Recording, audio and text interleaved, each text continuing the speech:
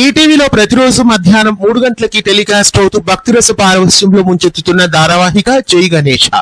శ్రీ గణేశుని లీలలని ఈ సీరియల్లో చాలా చక్కగా చూపిస్తున్నారు. ప్రతి ఒక్క కోణం నుండి గణేశుని పాత్రని ఈ సీరియల్లో చాలా చక్కగా ప్రేక్షకులకి చూపిస్తున్నారు.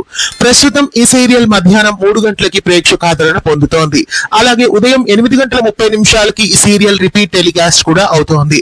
మొదట ఈ ధారావాహికని ఉదయం 8:30 స్లాట్ లోనే లాంచ్ చేశారు. తర్వాత 12:30 ఈ సీరియల్ ని షిఫ్ట్ చేసి ఉదయం వేళలో రీటెలికాస్ట్ చేస్తున్నారు. ప్రస్తుతం ఈ సీరియల్ ని మధ్యాహ్నం 3 గంటల స్లాట్ లో టెలికాస్ట్ చేస్తున్నారు. అయితే అక్టోబర్ 6వ తారీఖు నుండి ఈ సీరియల్ టైమింగ్స్ మళ్ళీ మారుతున్నాయి. అక్టోబర్ 6వ తారీఖు నుండి మధ్యాహ్నం 3 గంటలకి యశోద ధారావాహిక ప్రేక్షకులని అలరించబోతోంది. దాంతో జై గణేష సీరియల్ టైమింగ్స్ ని మార్చేస్తున్నారు.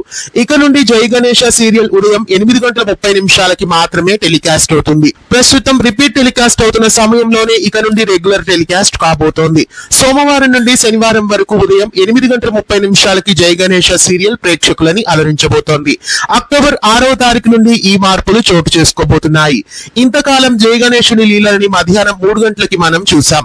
ఇక నుండి ఉదయం 8:30 మాత్రమే ఈ సీరియల్ ని చూడాలి.